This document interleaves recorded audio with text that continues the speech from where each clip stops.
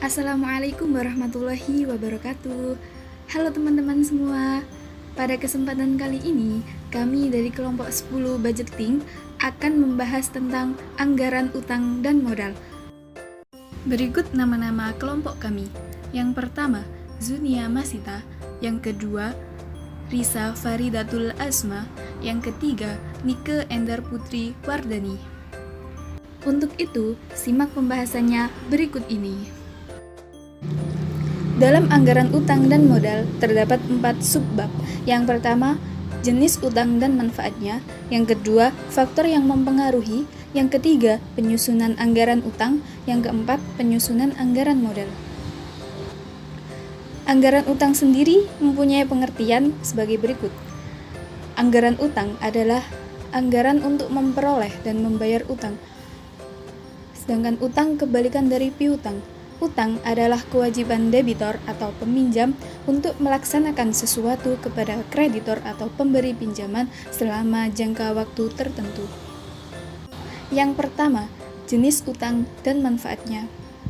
Jenis utang yang pertama adalah utang jangka pendek atau biasa disebut dengan utang lancar, yang mempunyai pengertian yaitu utang yang berjangka waktu paling lama 1 tahun.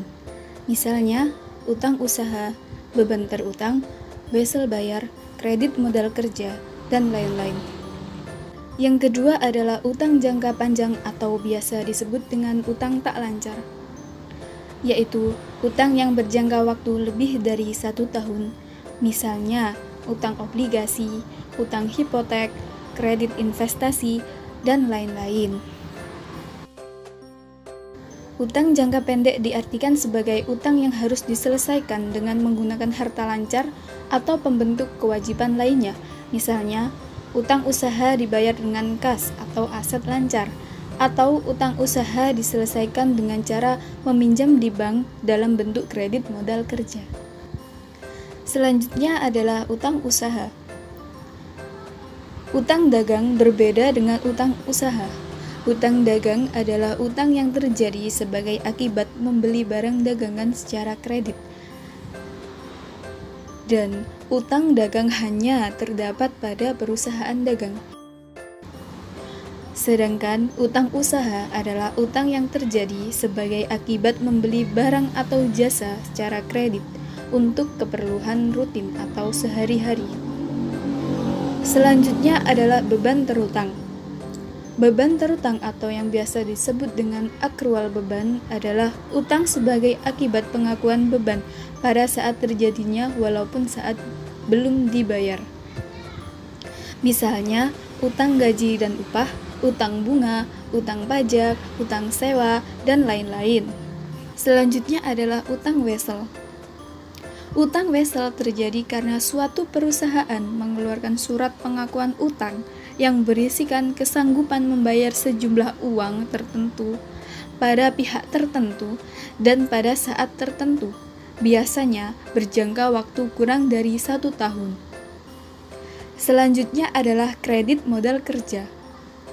Kredit modal kerja adalah kredit yang diberikan bank untuk keperluan modal kerja, misalnya keperluan membayar gaji, membeli bahan baku atau barang dagangan, membayar utang usaha, dan lain-lain. Selanjutnya adalah utang obligasi. Utang obligasi adalah utang uang untuk jangka waktu lebih dari 1 tahun yang dikeluarkan debitor dalam bentuk surat pengakuan utang yang mempunyai nilai nominal tertentu.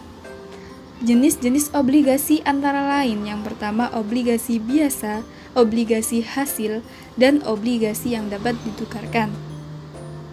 Selanjutnya adalah utang hipotek. Utang hipotek adalah suatu jenis pinjaman atau utang jangka panjang dengan jaminan benda-benda tidak bergerak. Selanjutnya adalah kredit investasi. Kredit investasi adalah pinjaman yang diberikan bank untuk keperluan memperoleh barang modal, seperti keperluan relokasi pabrik, modernisasi, rehabilitasi alat atau bangunan, ekspansi, dan lain-lain. Manfaat anggaran utang dan modal. Yang pertama, kemajuan perusahaan bila utang tersebut dikelola dengan baik. Yang kedua, ekspansi kegiatan perusahaan dan kegiatan produksi.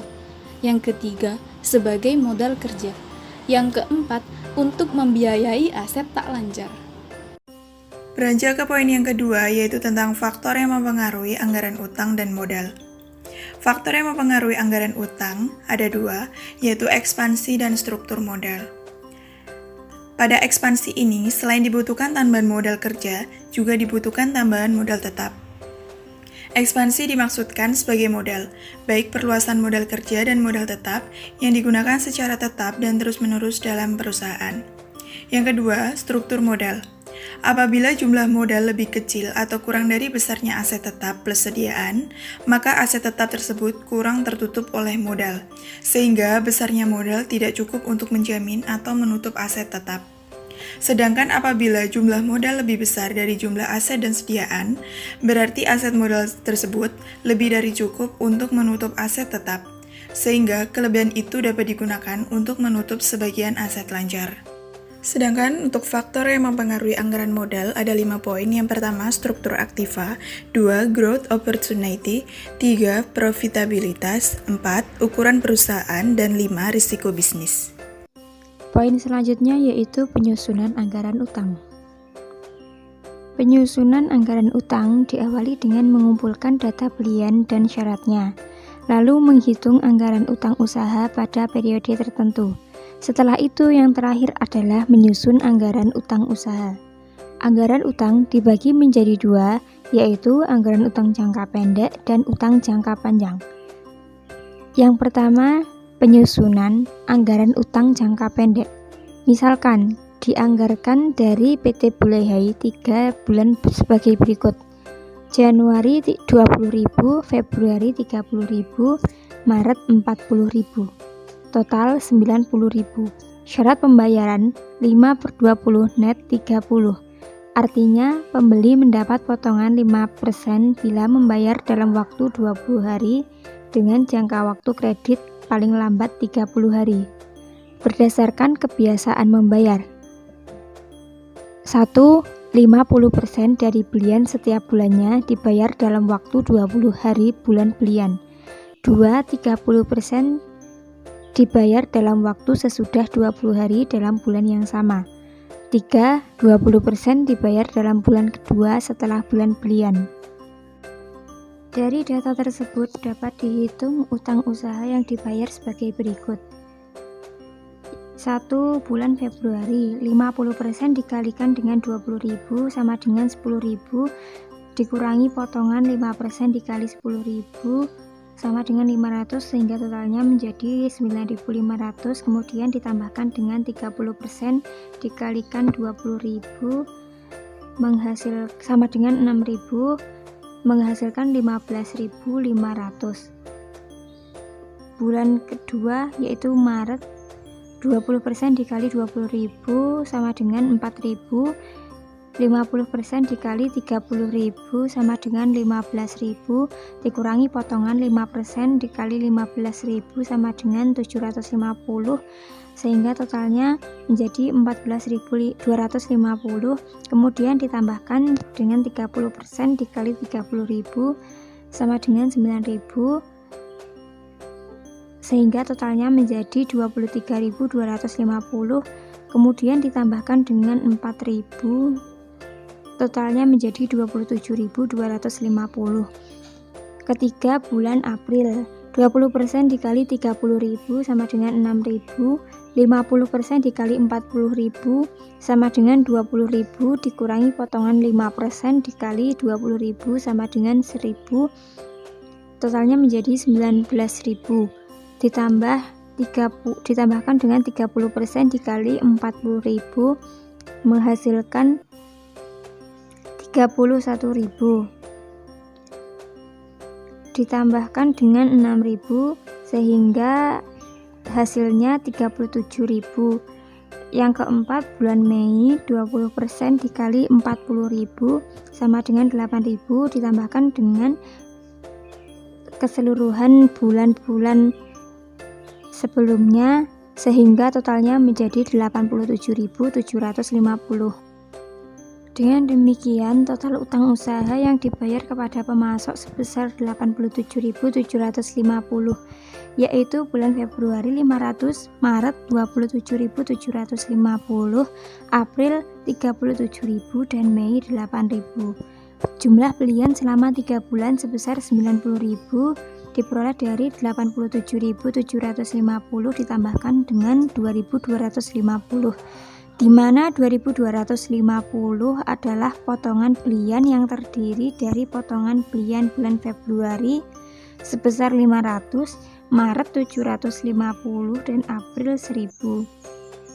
Adapun anggaran utang usaha PT Bulehai selama 3 bulan dapat dihitung sebagai berikut.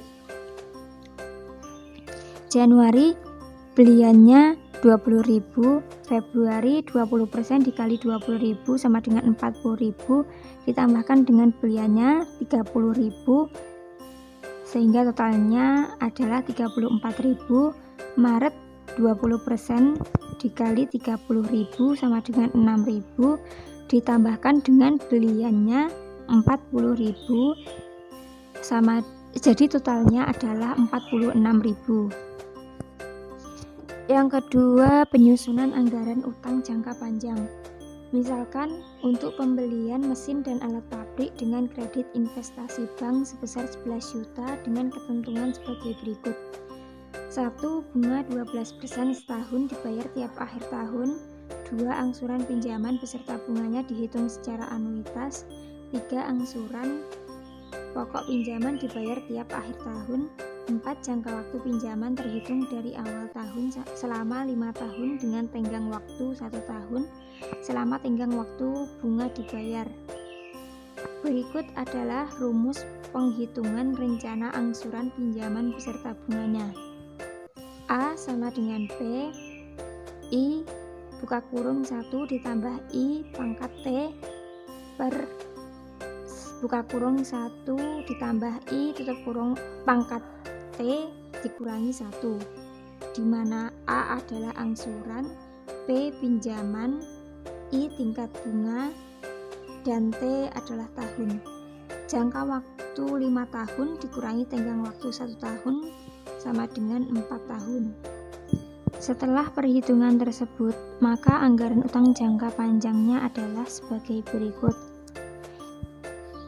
Tahun pertama anggarannya 1.320.000, pokok utangnya 0, bunga utang 1.320.000, sisa utang 11 juta. Tahun kedua 3 juta, anggarannya 3.621.579, pokok utang 2.301.579, bunga utang 1.320.000, sisa utangnya 8.698.421. Tahun ketiga 3.621.579, pokok utangnya 2.577.768, bunga utangnya 1.043.811, sisa utangnya 6.120.653. Tahun keempat 3.621.579, pokok utangnya 2.887.101, bunga utangnya 734.478, sisa utangnya 3.233.552. Tahun kelima anggarannya 3.621.579, pokok utangnya 3.233.552, bunga utang 388.027, sisa utangnya 0. Poin selanjutnya yaitu penyusunan anggaran modal. Yang pertama, perusahaan perseorangan. Sebagai contoh, pabrik tempe Seamet mempunyai data selama bulan Januari 2017 sebagai berikut. Modal awal Januari 2017 sebesar 100.000.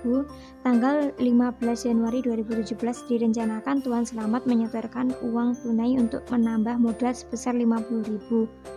Tanggal 28 Januari 2017, Tuan Selamat akan menarik uang perusahaan sebesar 10.000 untuk keperluan pribadi. Laba bersih dianggarkan bulan Januari 2017 sebesar 15.000. Berdasarkan data tersebut, dapat disusun anggaran perubahan modal sebagai berikut. Pabrik Tempe Selamat, anggaran perubahan modal bulan berakhir 31 Januari 2017. Modal Selamat 1 Januari 2017 sebesar 100.000, setoran periode ini 50.000, laba bersih periode ini 155.000, kemudian ditambahkan totalnya menjadi 165.000, dikurangi dengan prive periode ini 10.000 sama dengan totalnya menjadi 155.000 yang menjadi modal selama 31 Januari 2017. Yang kedua yaitu firma. Sebagai contoh, firma Pabrik Bata Keluarga mempunyai data selama tahun 2017 sebagai berikut. Modal awal Januari 2017 dari Tuan Kanda sebesar 100.000 dan Tuan Dinda sebesar 90.000. Bulan Maret keduanya berencana untuk menambah modalnya masing-masing sebesar 30.000 dan 20.000. Bulan Juni, Tuan Kanda bermaksud menarik uang perusahaan untuk keperluan pribadi sebesar 20.000, begitu juga dengan Tuan Dinda sebesar 10.000. Laba bersih dianggarkan tahun ini sebesar 40.000 dan dibagi sebanding dengan modal yang dimiliki masing-masing. Berdasarkan data tersebut, dapat disusun anggaran perubahan modal sebagai berikut. Modal Kanda awal Januari 2017 sebesar 100.000 ditambahkan dengan setoran periode ini 30.000, totalnya adalah 130.000, dikurangi prive Kanda 20.000 menghasilkan 100.000, bagian laba Kanda 110.000 per 210.000 dikali dengan 40.000 menghasilkan 20.952, ditambahkan dengan 110.000, totalnya adalah 130.952 yang menjadi modal Kanda akhir Desember 2017. Sedangkan modal Dinda awal Januari 2017 adalah 90.000 ditambahkan dengan setoran periode ini 20.000, hasilnya adalah 110.000 dikurangi dengan prive Dinda 10.000 menghasilkan 100.000. Bagian laba Dinda 100.000 per 210.000 dikalikan dengan 40.000 sama dengan 19.048 ditambahkan dengan 100.000, hasilnya adalah 119.048 yang menjadi modal Dinda akhir Desember 2017. Sehingga modal firma Pabrik Bata Keluarga 31 Desember 2017 adalah 250.000 diperoleh dari 130.952 ditambahkan dengan 119.048. Yang ketiga adalah persekutuan komanditer atau CV. Sebagai contoh, CV Bubuhan mempunyai data sebagai berikut. Tuan Ganal sebagai sekutu aktif mempunyai modal awal Januari 2017 sebesar 100.000. Tuan Kacil sebagai sekutu pasif mempunyai modal awal Januari 2017 sebesar 80.000. Tuan Ganal dan Tuan Kacil berencana menambah modal masing-masing 20.000 dan 10.000 pada bulan Februari 2017. Tuan Ganal akan menarik prive pada bulan November 2017 sebesar 15.000. Laba bersih dianggarkan tahun 2017 sebesar 30.000 dan laba dibagi secara proporsional dengan modal masing-masing. Berdasarkan data tersebut, dapat disusun anggaran perubahan modal seperti berikut. Modal sekutu aktif. Modal Ganal awal Januari 2017 sebesar 100.000 ditambahkan dengan setoran modal 20.000, totalnya menjadi 120.000 dikurangi prive Ganal 15.000, totalnya adalah 105.000. Bagian laba Ganal 105.000 per 195.000 dikali dengan 30.000 menghasilkan 16.154.000, ditambahkan dengan 105.000, hasilnya adalah 121.154 yang menjadi modal Ganal akhir Desember 2017. Modal sekutu pasif. Modal kecil awal Januari 2017 sebesar 80.000 ditambahkan dengan setoran modal 10.000, hasilnya adalah 90.000, bagian laba kecil 90.000 per 195.000 dikalikan dengan 30.000, hasilnya adalah 13.846 ditambahkan dengan 90.000, hasilnya adalah 103.846 yang menjadi modal kecil akhir Desember 2017. Modal CV bubuhan 31 Desember 2017 adalah 121.154 ditambahkan dengan 103.846 sehingga hasilnya adalah 225.000. Yang keempat yaitu perseroan terbatas atau PT. Sebagai contoh, pada tahun 2016 perusahaan kecap sehat yang berbentuk PT mempunyai data sebagai berikut. Laba ditahan awal Januari 2016 sebesar 1.081.283. Anggaran laba bersih selama 4 triwulan. Triwulan 1 739.601, triwulan 2 1.255.311, triwulan 3 593.939, triwulan 4 249.021. Berdasarkan data tersebut dapat disusun anggaran laba ditahan seperti berikut. Keterangan laba ditahan triwulan 1 1.081.283, laba bersih 739.601, sehingga laba ditahan akhir 1.820.884 yang kemudian menjadi laba ditahan awal pada triwulan 2 dan ditambahkan dengan laba bersih 1.255.311 sama dengan 3.076.195.000 yang kemudian menjadi laba ditahan awal triwulan ketiga yang kemudian ditambahkan dengan laba bersih 593.939 menghasilkan 3.670.134 yang kemudian menjadi laba ditahan awal triwulan keempat, kemudian ditambahkan dengan 249.021 sehingga totalnya adalah 3.919.155. Yang kelima yaitu koperasi. Koperasi merupakan badan usaha berbentuk hukum yang didaftarkan pada Departemen Kehakiman dan diumumkan dalam lembaran negara. Struktur modal koperasi terdiri atas simpanan pokok, simpanan wajib, modal cadangan, modal sumbangan, laba ditahan atau sisa hasil usaha. Sebagai contoh, anggaran perubahan modal koperasi adalah sebagai berikut. Simpanan pokok sebesar 500.000, simpanan wajib awal Januari 2017 sebesar 20.000 ditambahkan dengan setoran periode ini 20.000 sehingga totalnya adalah 220.000 yang menjadi simpanan wajib akhir Desember 2017. Modal cadangan 30.000, modal sumbangan 50.000, sisa hasil usaha awal Januari 2017 40.000, laba bersih periode ini 10.000 ditambahkan hasilnya adalah 50.000 dikurangi dengan sisa hasil usaha dibagikan hasilnya adalah 15.000.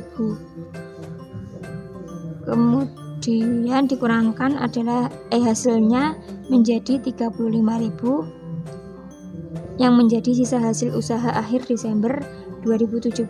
Kemudian dijumlahkan dengan 500.000 ditambah 220.000 ditambah 30.000 ditambah 50.000 ditambah dengan 35.000 dan hasilnya adalah 835.000 yang menjadi modal sendiri koperasi pegawai 31 Desember 2017.